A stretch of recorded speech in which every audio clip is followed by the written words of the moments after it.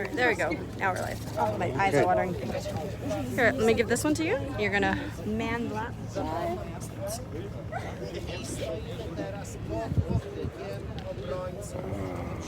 Okay.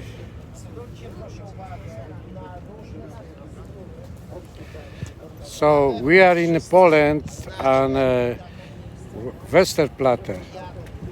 The place is named Westerplatte, where few Polish soldiers, they've been fighting for the fatherland. This place actually is where the Second World War. Yep, the start of the Second World War. The Germans attack Poland actually here, and that's where the war started, the Second World War. The German machine just started shooting on few Polish soldiers protecting the fatherland. It was September 1st, 1939, when Germany came and attacked. At that time, the city was called Danzig, and it became a Polish city in 1924, I believe, when the UN, after World War II, announced that this is to be Poland. And so Gdansk has always been controversial whether it is Polish or it is German, so that's why the architecture of the city has a lot of Germanic influence to it.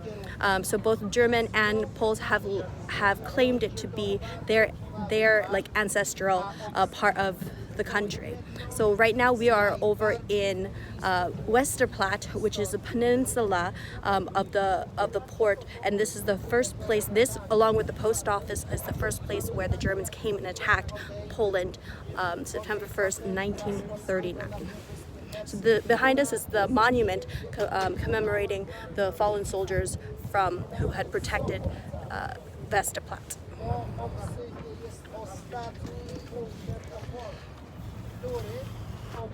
Now you see there is a lot of group students around here, so let them know what the German actually did to the world. It's not only to Poland, but what they did to the world. And they keep quiet about it. They actually never apologize Poland. And there is a sign, I don't know if you can see it. It says over there, never again war. I agree with it. War means destruction. We cannot afford wars again. We have to build a world. We have to keep peace.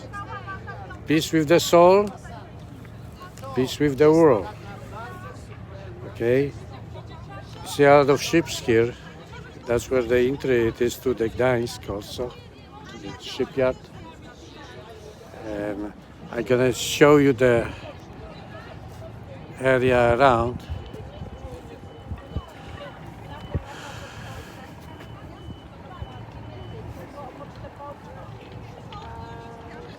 Monument.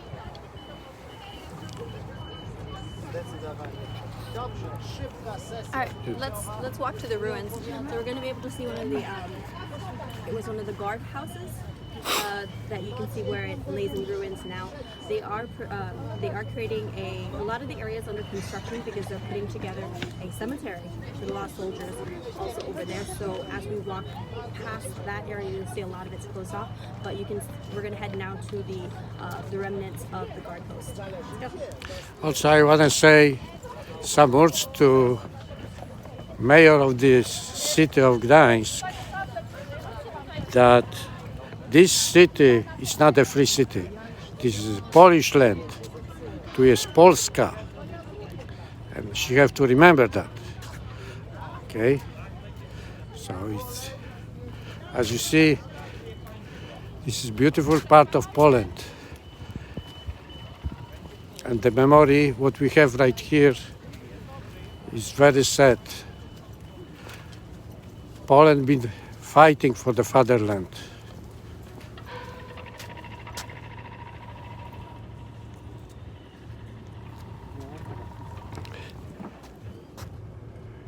Thank you, Davan.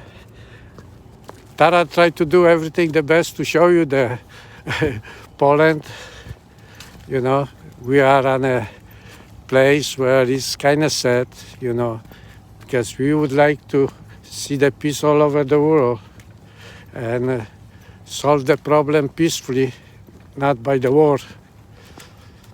We want to be friends with the Germans, but they have to make the first step towards Poland, not by the criticizing Poland, but some good words to show some kind of, you know, intelligent way to approach Poland after what they done to our fatherland.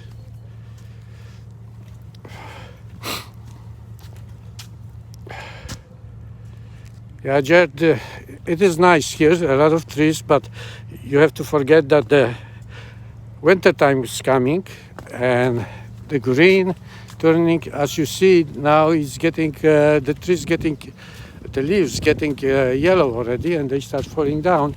And here, we call dzika róża. It's all over here.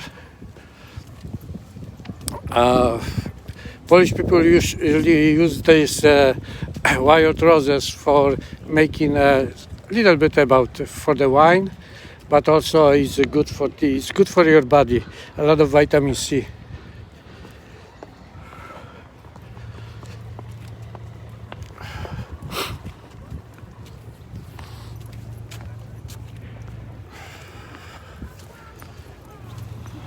So we're going down now, and we're gonna. Tara wants to go to the War Museum. World War II Museum. World War II Museum, yes. But we're going live for a little bit so you guys can see the ruins at Westerplatte.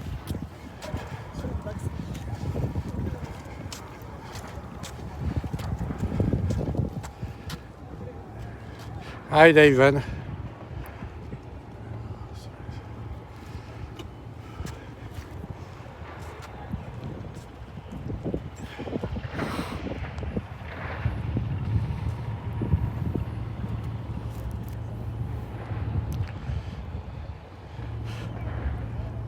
Yeah, most of the Polish people knows the Westerplatte because of the heroic Polish soldiers who lost their life here. You know, for me idea it is, no matter what is happening, stay alive. You know, the war actually was for Poland actually lost. We didn't have so much power like the German had, and losing life for something that we're not gonna win, I don't know, it's not a good idea. Sometimes I'm saying you cannot beat them, join them, because when you're alive you can still go with your ideas. When you're dead, your ideas are dead too. That's more of a Machiavelli. You have to go inside of the organization and move your way up, become that when you're in a position of power, that's when you're able to extol influence. Not really extol influence from the outside.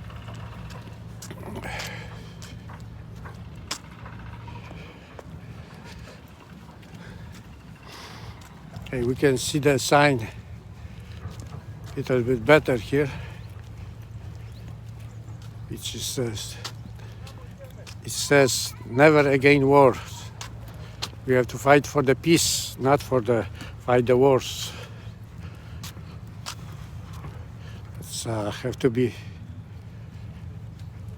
every country have to, every person in a war have to have in mind that wars means destruction. We can achieve more peaceful way.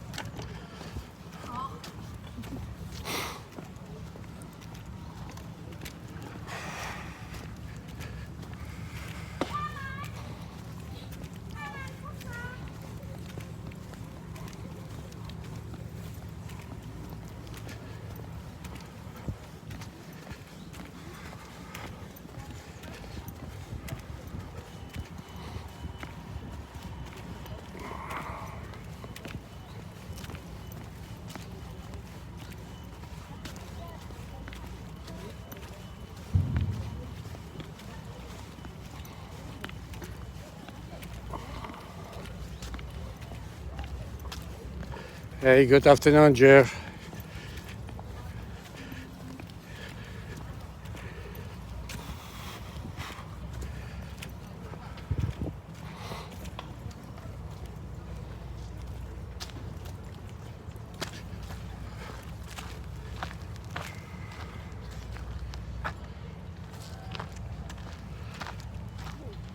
Well,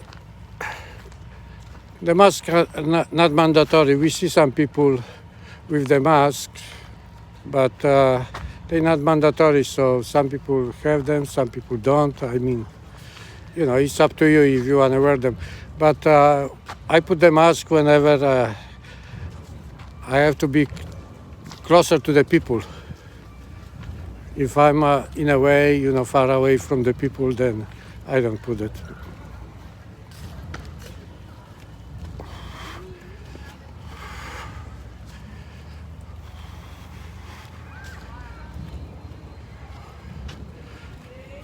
Thank you, Jer, for your compliment. Tara is great, and she promised that she's gonna help me to work on my project once we return to Orlando.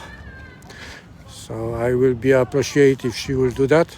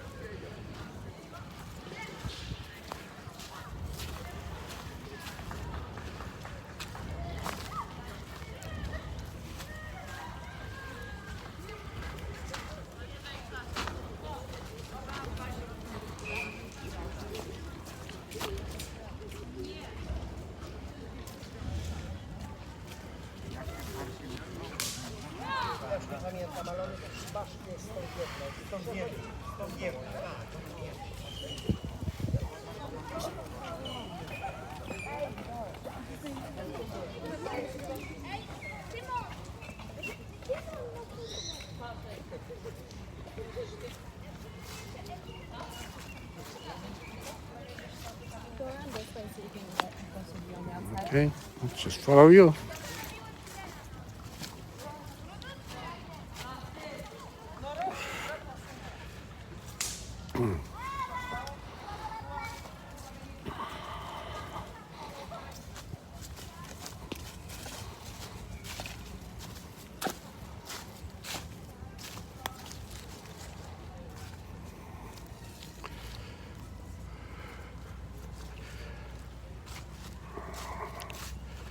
Whatever Tara does, she tries to show only the truth, what's happening. We know that politicians always try to hide things, for own gains, mostly for the political reason.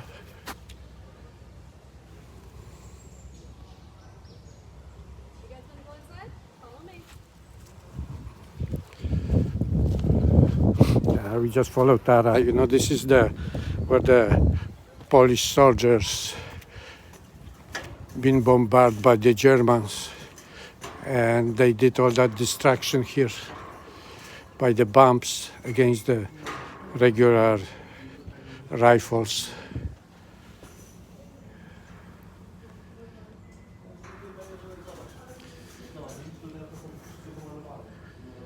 You want to hold it? Or?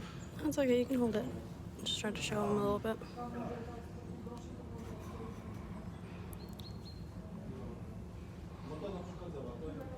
Right.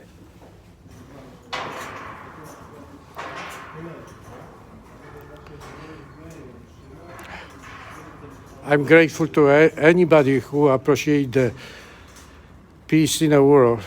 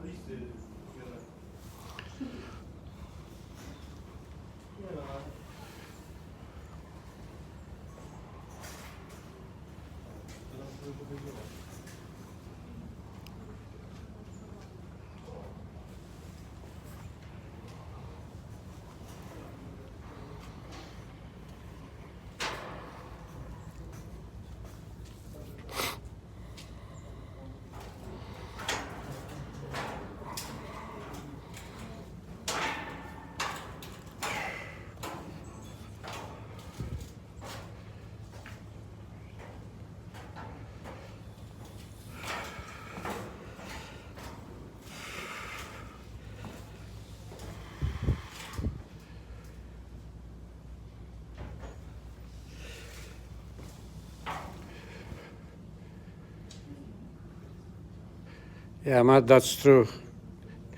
We have the memory which should never be forgotten.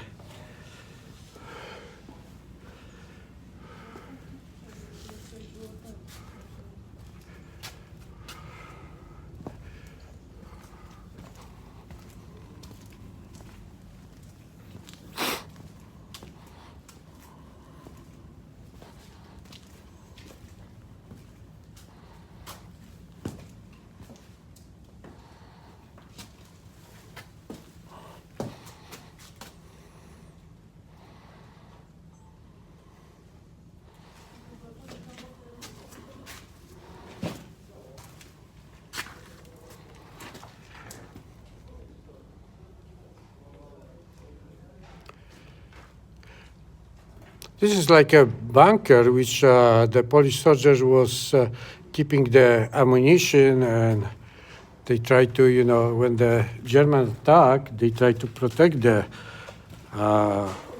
this land which called Westerplatte.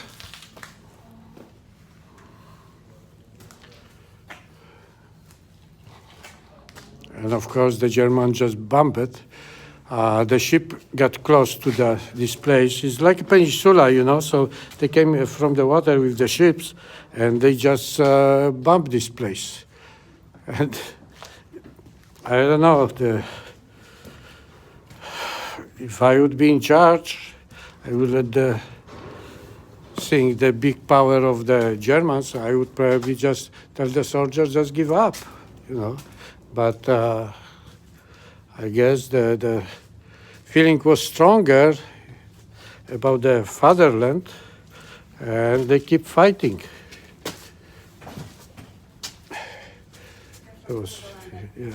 There was problem also because it's okay.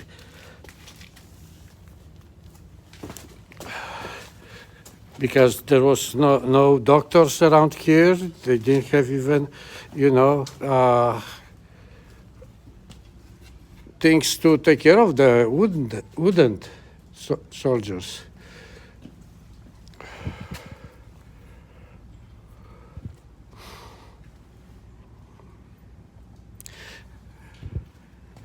The big heroes for the in Gdańsk was also when the postman tried to protect the post office from the Germans. Oh yeah, that's actually a really good story. We're gonna go over to the World War II museum. Near to that, I don't know if we're gonna make it before it closes, but there's the Post Office Museum, and there's an outdoor monument that we'll go to see to the defenders of the post office. And basically, so they predicted that Gdansk was going to be the first to be attacked if Germany were to attack. So postmen, this is a regular post office postman, they trained 30 or 40 of the postmen then to handle guns. And basically the day that Germany came and attacked, it was about 40 postmen manning the office, including 10 civilians, the director of the post office, an elderly caretaker, his wife, and the 10-year-old daughter. And so the local press was even invited for a quick, what they anticipated to be a quick takeover. And they thought that they would be able to take the post office within minutes. But they ended up holding out the post office for about 19 hours. And it was like 180 Germans versus 30 or 40 postmen. And the only reason that they even surrendered afterwards was when they trapped them into the basement and then and set them on fire. And so when the director of the post office came out with a white flag, the German soldiers were so upset at the embarrassment that civilians basically were able to withstand 180 German soldiers' attack. That they killed them immediately with a flamethrower. And then they sentenced to death all of the remaining people who were in the post office, which were civilians trained to be protecting the post office. And even to the SS standards, this was considered to be excessive. They killed them by firing squad. But really their reaction, the German reaction to how they were punishing the people that were there, was because of how embarrassed they were. They even killed, the 10-year-old girl that was living there, but it's because they thought that they could take over this post mail place within minutes. But yeah, the Polish people held out for 19 hours. And that shows like the spirit of the people, the regular citizens who were then quickly trained prior to the Germany coming and attacking, were able to hold a post office. And so that just like symbolized really how the war was going to be going. But we'll try and make it over there. Those were the two places that were attacked at the start of the war. Here in Gdansk was that post office, and here Westerplatte.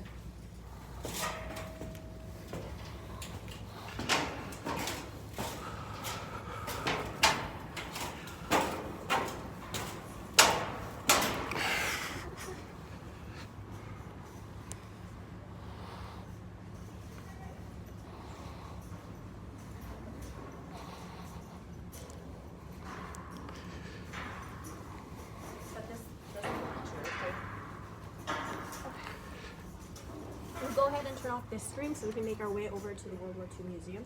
So we'll see you guys in in a little bit. Maybe we'll go live in about an hour again. So thanks for joining us here at Westerplatte, and we will go live from the World War II Museum.